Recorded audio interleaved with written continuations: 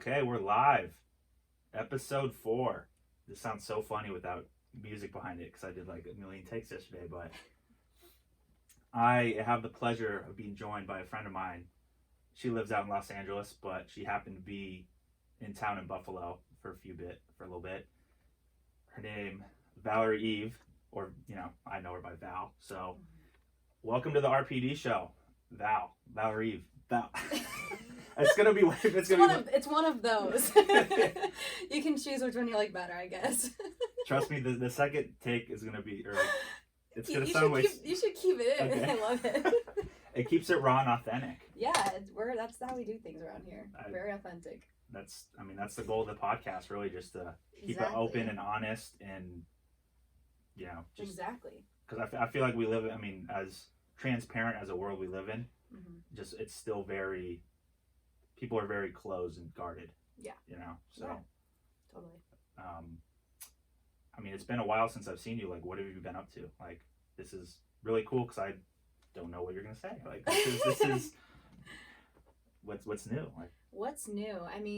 I've been home for 2 months, but wow. I'm actually coming up my 5-year anniversary of moving to LA in September, which is so crazy. Because it literally feels like I've lived there for a year, but it's been 5.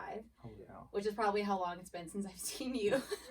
So hey, that's okay. Yeah, that's fine. We've kept in touch though. Yeah. Through social media and texting and things like that. But yeah, I'm out in LA. I am a dance teacher part-time, but what brought me out there 5 years ago and why I'm still there is I'm pursuing acting and dance, the entertainment industry. There you go. Yeah. I love it. Yeah. What appeals to you just about like acting and dancing? Well, I grew up dancing my entire childhood, like competitive dance. So that's kind of always been a part of me and what I do and what I love to do. But I didn't get into the acting thing until I think sophomore year of high school. You know those commercials they used to have where it was like, do you want to be the next Miley Cyrus and yeah. Selena Gomez? And I would rip my seatbelt off and jump to the front of the car and turn it up. And I'm like, I do want to be her. And it was one of those, they tour around the country and they audition kids. And it's like a 3-week or 4-week program that you get to do. And I went to this casting call in Buffalo. It was at some sketchy hotel. Ooh. And I got to audition and I had to read a little commercial bit. And I got into the little program they offered. So that was my first introduction to what acting was like. And I literally fell in love with it. I was like, oh, I'm ready for Disney Channel. I could go tomorrow. I could have a show. Let's do it. Come on. But of course, I was only a sophomore in high school. So I had more time left to finish high school and stuff. But the year after I graduated, I took a year off to figure out my plan, I guess.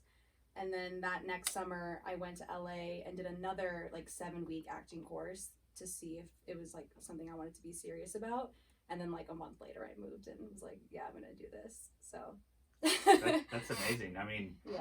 I'm guilty of it, but not many people are able to just take that leap of faith and see where it goes. It's it's so interesting because I get that a lot, but I kind of knew that I wanted to move there literally since I was a child. I didn't know what it was like to live there. I had never been, I'd never seen it, but I just knew that the people that I idolized and wanted to be like growing up all lived there and worked there and did their shows there, and I was like, all right, that's where I have to be then. So that's amazing. Yeah. But we all love Buffalo, but it only can offer you so much, especially in the entertainment space. So I always say that Buffalo is such a great place to come home to recharge and relax and kind of come back to who I am deep down. If I get, stressed out in LA or I get overwhelmed, it's nice to come back here.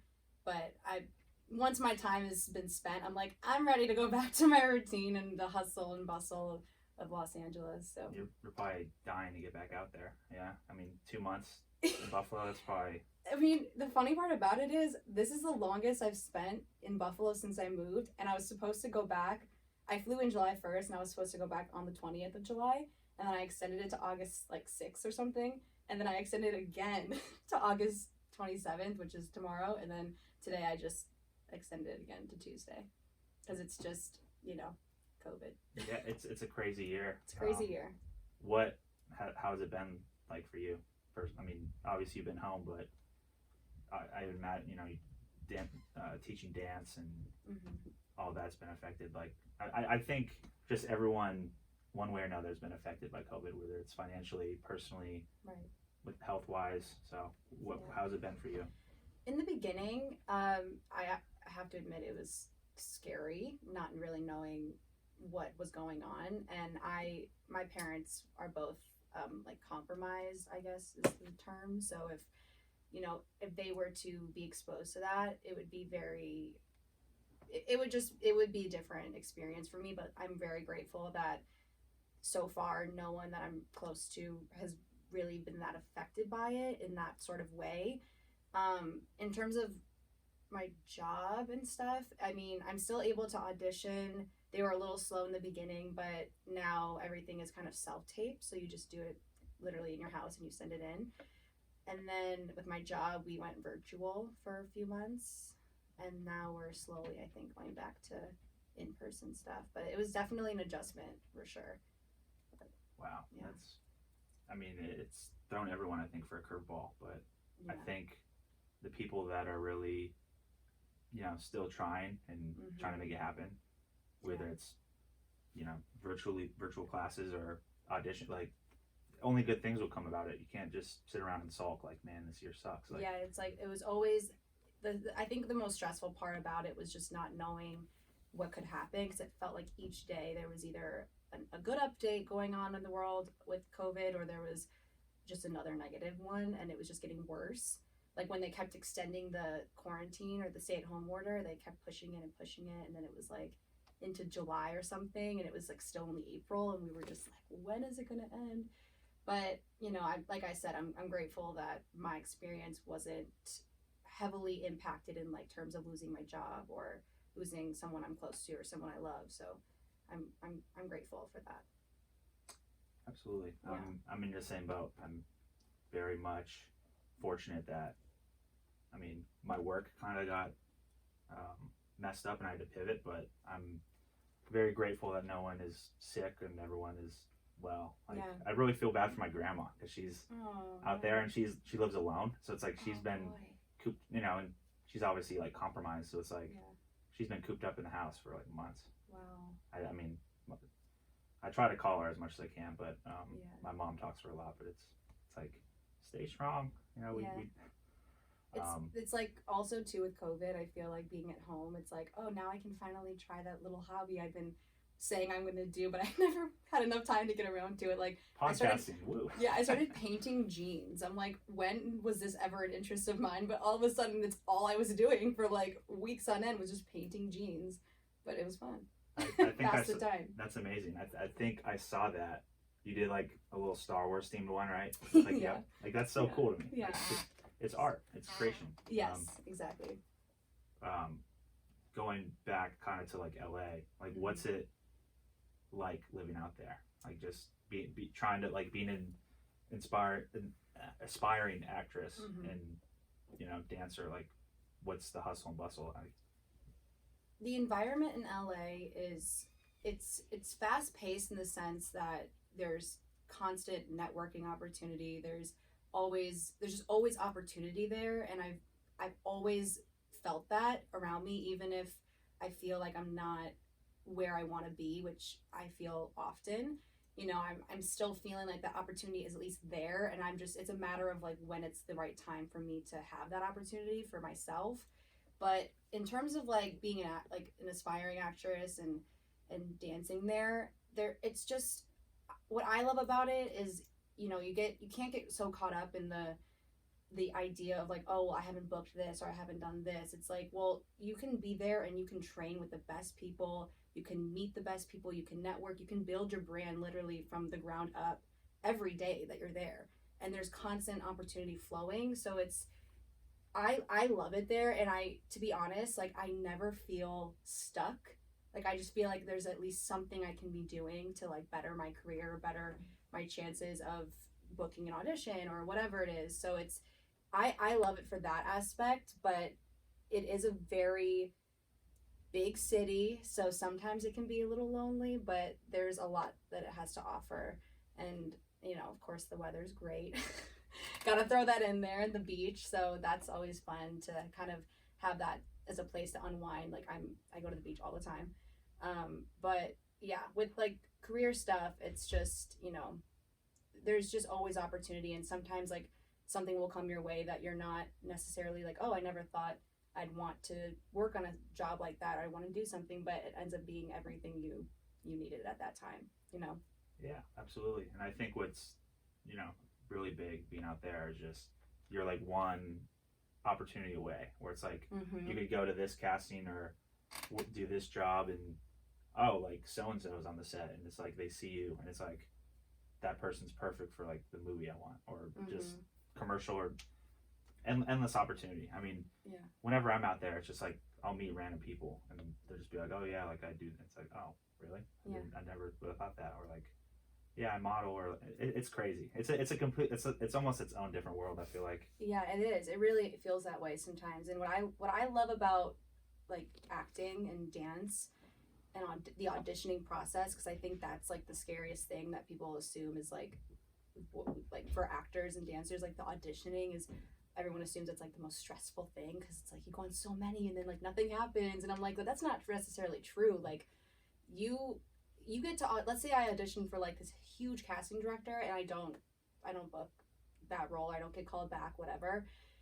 They still got to see me act and or maybe dance or sing or whatever the role called for, and if I made a good impression that day, I might not be right for that role at that time or that project, but they could remember me, or they will remember me for something in the future. Maybe something that they're casting a month later, or even sometimes a year and a half later. But they're like, hey, that girl that came in and did this audition, she'd be great for this. Let's bring her back. And then that's your big opportunity that, takes you from one point in your career to the next. So that the unknown, it can be very, you can be anxious about it because it's like, oh, just when is it going to happen. But when it does, it's like, okay, this makes sense why this had to happen for this to happen. Absolutely. Everything happens for a reason. Does all of that kind of get you anxious, or like how do you? Sometimes, Yeah. I mean, I have my moments for sure where I'm just like, when will it be my time? I'm ready. Like, you work hard, but I think it's important to, take a second, breathe, look around you, look at how far you've come. Like for me, like I've been there 5 years and I've had amazing opportunities since then. I've done some stuff here and there, but like from where I started when I moved out there by myself with no money, like literally nothing, no job, to where I'm now like comfortably living and I have my own place and my own life is established. I have my own independence. Like that in itself is a big win. And I think that can be overlooked sometimes because you're so focused on your career that you're not taking in everything else that you've built for yourself, which I'm trying to be better about because, for your own mental sanity, you can't just focus on your career because, you never know when it's going to happen, especially when you're in the entertainment industry as an actor, a dancer, or whatever. So, Yeah, and I think, I mean, one thing with COVID, I mean, I hate to talk about it so much, but just no, it's very relevant. Yeah, to but just our time. just balance, life balance. Like Mhm. I think that's so important because I think a lot of us, young people coming up, like we're so driven and want to make it happen, but sometimes we forget like Mhm. it's okay to like go on a vacation or just like Right. do nothing on a Sunday, to Yeah. recharge. You got to recharge. I mean, You do. I've burnt myself out and I had to learn from that. Like it's like give yourself time, like you deserve it. Yeah, But you're right. that's I totally forgot what I was gonna say. You're good. No, it was like a good point, and then I was like, I don't know, my brain went like two different directions. But I'm curious though, because like you said, you teach dance. Like what, like what's it like to be like a leader in a leadership role, like to have impact on kids? Because I think obviously the youth are just so important to like. I mean, they're our future, Yeah. So what could you touch on that a little bit? Yeah, being a dance teacher taught me more than I expected. I mean, like I said, I grew up in the dance studio environment my entire life and childhood, so I'm familiar with what being in that environment can do for a child because I had that as my own experience. But being in the actual position to teach and like somewhat mentor these kids at a young age has been so rewarding for one, but it's really just taught me a lot about myself and ways that I can be a better person at the end of the day, ways that I can appreciate things better. I can be more patient. That's the biggest thing, is teaching little kids teaches you so much patience, because because they're little. Yeah, Like they're you cute gotta and be patient with little ones. They don't know better. They're just so full of energy and life, and it's And that's the thing too. They come in, like, I could be having the worst day, and there's been days where I would like go to an audition. I would like speed to an audition, like feel like I had to rush through it, then speed to work to teach or something, and I'm in a bad mood because I didn't think I did a good job, and I'm just like, my life is, I'm just so aggravated.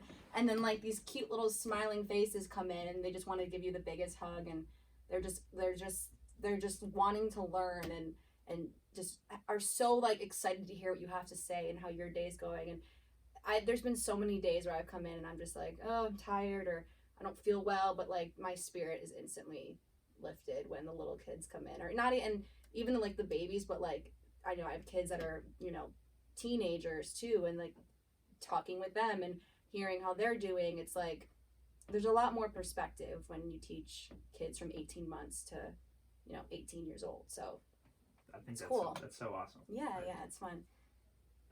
Just the whole perspective switch. I mean, we kind of talked about, like, I just think having good energy around you just is so helpful, because you could be feeling like crap, and it's just like someone says something or just a moment happens, and it's like, oh, it's a switch, and you're all right, maybe things aren't so bad, like I got this. So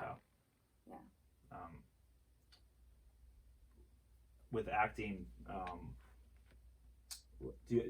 would you rather do like movies or shows, or like what, or is it just you're just like whatever, like sign me up? I mean, it's for right now. If an opportunity presented itself for an amazing like series regular on a TV show, of course I'd be like, absolutely, sign me up. As long, if it was something I was okay with doing, or if someone was like, hey, you're gonna book the lead in this movie, I'd be like, cool, again, sign me up. Where's the contract? But of course I have like my own big goals and dreams for what I would want, and of course being a series regular on a TV show would be a huge goal of mine. But I really would love one day to be able to be like the lead of like a film, and just really build a character, and just I always like have this thing where one of my biggest goals is I really want to have whether it's on a TV show or a film or whatever, to be a female lead that teaches like little girls that like they are strong as hell, Oh, shoot. Okay. like That's that powerful. For me. Yeah. But because I remember walking out of movie theaters when I was little, being like, oh my gosh, I am like, woo, like adrenaline running through my veins, because I would see a movie or something of this like female role that she was just like getting the job done, and I'm like, that to me is like, that gives me chills to think that I could be doing that for a younger generation one day. So that would be a huge goal of mine. But that's amazing. I mean, whether that's TV or film. Yeah, I mean, you've put that out in the universe, and we're gonna look back and it's like I did that, or it's like I'm close, but that's amazing. I think trying to be like a role model is just, that's important to me. Yeah, I try my best, even though I definitely, we're all human. Like, I was gonna say, you can't be that perfect. You gotta teach kids that it's okay when you make a mistake, but the process of learning from it is what's important, I think. Yeah, absolutely. And I guess what I kind of meant was just, I don't try to be like, if you try to be a role model, then it's like, then you're trying. Yeah, that's what I mean. But like, just by being you and being a good person and doing the right thing, I think that's kind of what I was touching on, and I did not say that well. So here we are. But, you just talked about like going to movies as like a kid. What are some of like your most memorable movies that you've watched, or just all-time favorites, or even ones you've seen recently? I'm just curious, because I'm a big movie guy myself. Okay, so I will start by saying that I am a sucker for a good rom-com, like a romantic comedy, and I hate admitting that, because I feel like there's like this pressure sometimes as an actor to be like, oh, my favorite movie is The Godfather because of his performance in that. I'm like, oh, see, I liked this movie because it made me laugh and cry my eyes out, so that did it for me. Like, there's nothing wrong with that. Yeah, but I would say like my some of my top favorite movies that I've seen are Good Will Hunting. Have you ever seen that one? With Matt Damon and Ben Affleck. Oh, yeah. Okay. Good Will Hunting. I love 10 Things I Hate About You. That's a good one, too. Classic rom-com. I love My Best Friend's Wedding. I haven't seen that one. Julia Roberts. It's on Hulu. Okay. You can watch it for free. Pretty Woman. And, of course, Star Wars. Oh. And I just started recently getting into, like, the whole Avengers. I have a long way to go to catch up on that, but I saw Black Panther, and then I watched Infinity War, and then I've seen, like, some of the Iron Man ones, too, but I watched, what's the most recent one with, like, that thing? Endgame. Oh my gosh, Endgame. You saw that one? Yes, and I didn't, I have this friend in LA who is obsessed with Marvel and, like, DC. She knows everything about everything when it comes to those movies, and we'll go to, like, Buffalo Wild Wings and get a beer, and she'll have to explain, like, every little leading detail up to the movie so that when I go watch it I have, like, some sort of understanding of what the story is. But we do that, and it's like a tradition now, like, we do that every time. But I saw Endgame, and I just remember being like, oh, like, this is just action packed. Like, oh, I feel so silly saying this, but, like, you know, did you remember the scene where, like, Scarlett Johansson, like, all the female superheroes started walking together, and oh my god, I think I stood up in class, like, during that part. I was, like, so hyped. I was like, I want to be a role like that. I want to be Wonder Woman. Like, come on, you know. You'll get there. For sure. It's happening. For sure. I could do a whole podcast on. I'm like my hype. You know, I've kind of calmed down, but I'm a sucker for it. Like, I love it. For, like, Marvel and DC. Yeah, and I mean even Star Wars too. Yeah. I cried like 4 times. Oh, I cried during Star Wars all the time. Watching Endgame, I cried, but Star Wars has. I'm glad you said it, because I recently rewatched, like, the old ones, A New Hope, Empire Strikes Back, Return of the Jedi, for, like, the first time since, like, I was, like, a kid, really, because I haven't seen. I just don't. I'm like, I want to, and I was like, okay, I remember that's why I fell in love with Star Wars, because let's be real, the new-ish ones, yeah, they kind of suck. Like, I mean, but I liked them, but it just, I don't know, it was like, I don't know how to say it. Like, they're not terrible movies. It just was kind of like a disappointment. It just doesn't have that same appeal, feeling as when you watch, like, the originals. I understand that, but I will say, I hope that the series continues, because I would love to be in a Star Wars movie. And if they stop making them, then I'm basically screwed, and that dream has to die. So I don't care what the reviews say, Rotten Tomatoes, I don't care. I keep making them because I want to get a little slice of the Star Wars movies and act in them and stuff. So that would be fun. I would be, like, cheering so hard. Like, it's how you come on. I'm like, with, like, a lightsaber. Oh gosh, that'd be a dream. Oh my god. Hey, you never know. I mean, I'm, like, so nerdy. I'm all about the nerd culture. I just love how it's cool now. You know, I mean. Yeah, that's true. It's way in, and it's like, yeah, rep your thing. You know, I mean, Marvel and like, I've seen all the Marvel movies. I think at least, like, 5 times. Really? Yeah, I just love them. Like, I can go into detail, like, There's so many, though. Oh, yeah, I know. It's like you have to go from, like, isn't it like you have to go from Iron Man to, like, Doctor Strange, and you have to go to, like, Superman, but then that leads you into, like, the Captain America movie. It's like, it feels like this puzzle that just doesn't have a final ending. It's like, I feel like I can't follow it in my own brain, so I'm like, how am I supposed to figure it out on my own? Yeah. Like, I think you start with Iron Man, though, right? Yeah.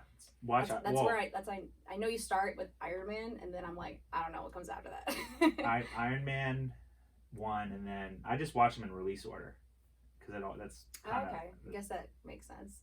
I could definitely look that up, I guess. But I get what you're saying, though. It's like something that happens in Iron Man, then it happens, like, 2 movies later, and it's like, it's you have to remember details. Yeah, I guess I like it because I love, like, small details like that. Like, yeah.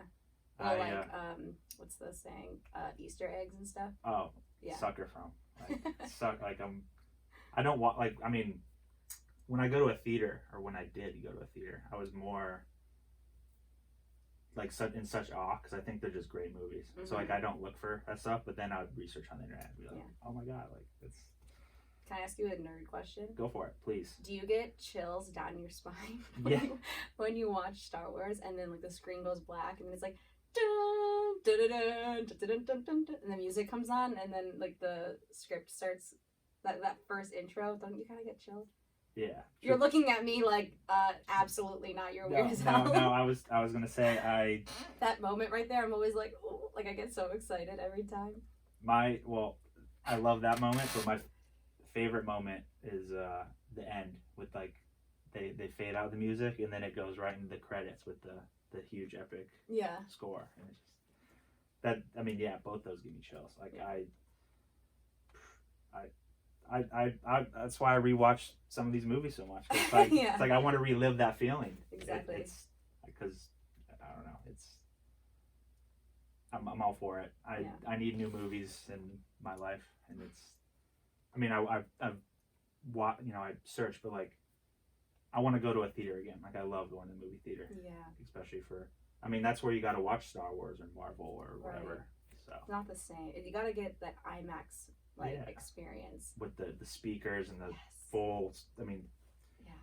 That's where you're just like, wow, like it's just a lot to take in, and it's that popcorn smell. It all adds up into one experience that you can't mimic at home. You just can't. Yeah, I kind of dropped the ball.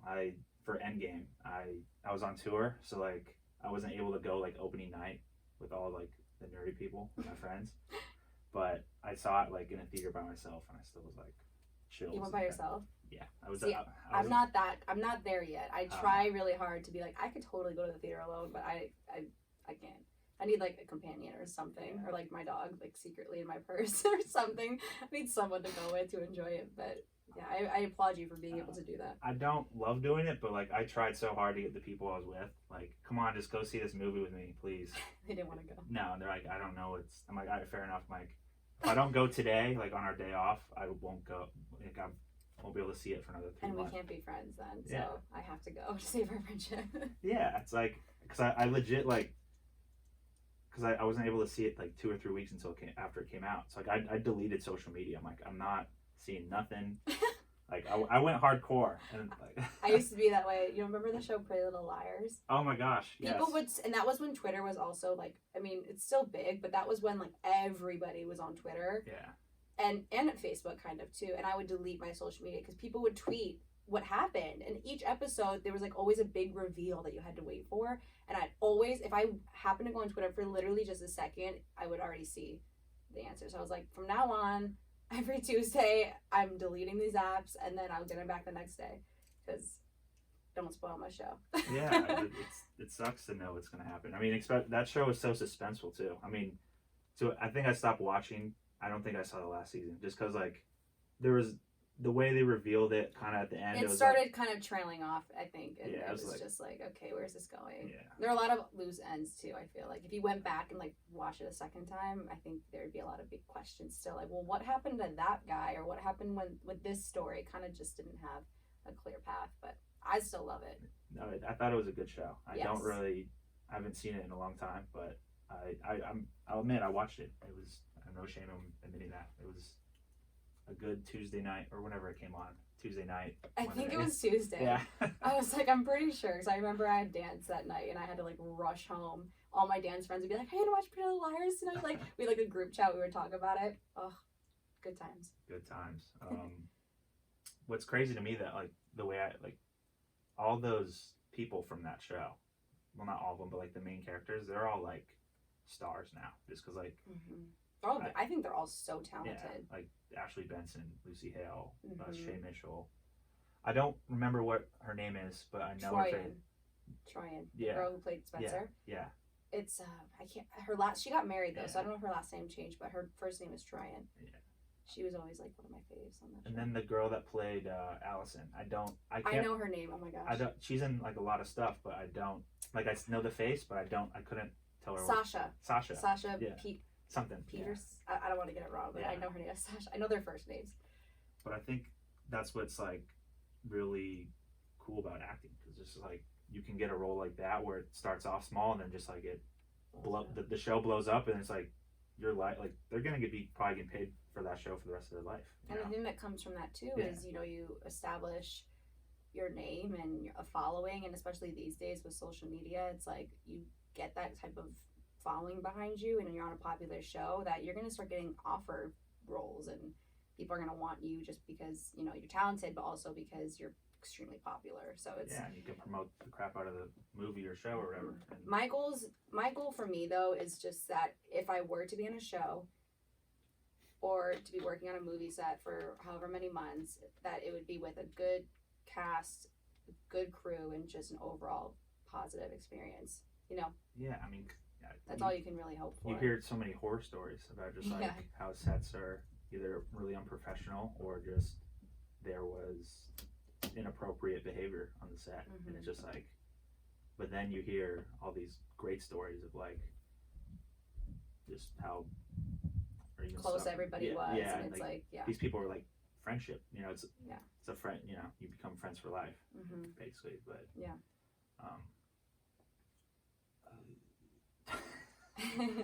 I had a question that social media, yes.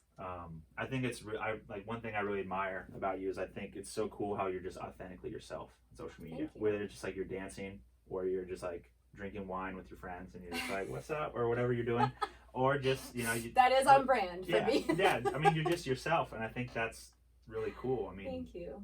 I think that's like a really big. I mean, especially being an actress, it's just an important thing. 'Cause I mean, once you're out there, it's like people know everything about you. And what I've found too about that is when you are starting to put on like a show or a persona, you're trying to be one way and you're not really being authentic and real on social media, that can sometimes translate into your everyday life and your personal life and your acting. And it's just, the more you practice really just being who you are every day, I think you're setting a better foundation for everything else you do going forward, whether it's your career or, you know, building relationships or things like that.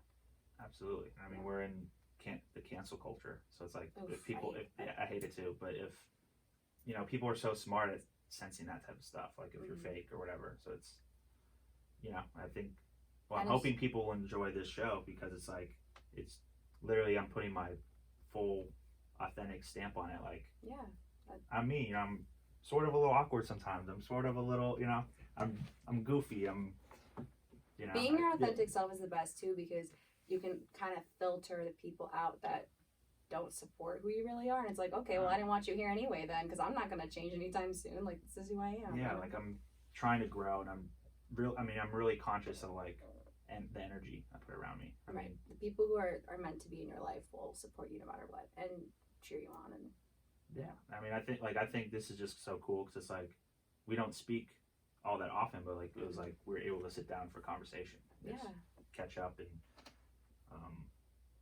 just talk, and then it just happened to be recorded, you know. Yeah, exactly. I have no idea how long we've been going. This is gonna be fun, but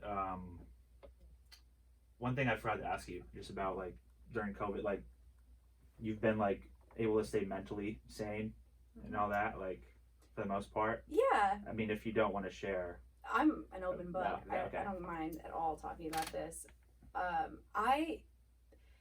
It's hard to say like, oh, my mental health was either good or bad, because I felt like it was just such a roller coaster, and there were, you know, other things going on besides COVID that, you know, also tap into your thoughts and emotions on a daily basis.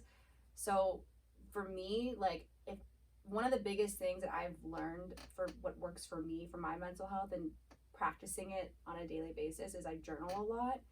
And I always like encourage people to do that if they're like coming to me with like, they're just venting, or they're like, I'm getting anxious about this or this. I'm like, write it down in a journal. Like, I'm like, don't be forced to do it, but I think it'll help you. Because for me, it like truly changed my life. So that has kind of kept me on like more of a consistent path with my mental health. And especially during COVID, I had time just being at home, not doing much. So I did journaling, but I also found other things that I enjoy doing that help me with my mental health, like going on walks or just being out in nature, going to the beach, just I don't know, making TikToks, like just doing little things here and there that fueled me to get through all the negative stuff that came with the pandemic, and you know, slipping into those moments where you're like, what the actual hell is going on in the world? Like, you know, you still need to find like time for yourself every day to recenter and you know, stay focused and not get too sidetracked with your mental health just spiraling, because that's what happens with me is like I spiral sometimes and I overthink, and I'm like, I could just every little piece of the puzzle is just out here and I'm thinking about every little thing at once, and it's like, okay, like let's bring it back in, breathe, and you know, refocus and recharge and go forward from there. That's great. I mean, I think just the importance of like stepping back and taking a breath, you know. I mean, I hear you about like the downward spiral. I mean, it's just been such a weird year, but I think it's also important to be aware where it's like I'm not feeling well, or like I gotta pick myself up somehow. Like, let's go do something.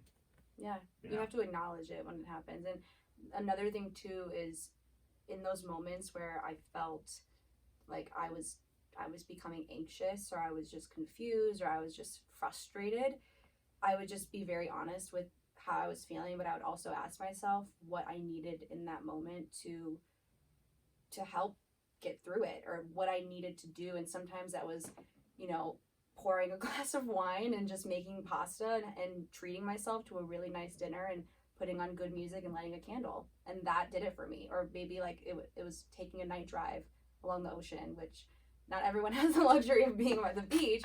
But for me, like finding just being in the car alone and listening to good music, like but like doesn't always help. But in those moments, you know, at some time, like that was what I needed. And it's important to make sure you're always listening to your heart and what you need to overcome whatever your issue is at that time. Absolutely. Yeah. I think, and I just love how it's just such an accepted thing now. Like, I feel like growing up back, you know, it just wasn't. You know, people wouldn't admit like, oh, I see somebody, or like I'm talking to somebody. It's such a what's the word?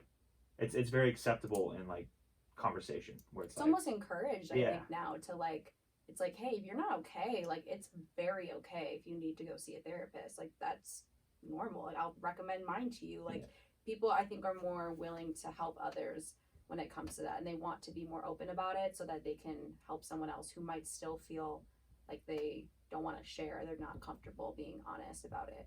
So it's a more supportive environment, I think, nowadays for mental health.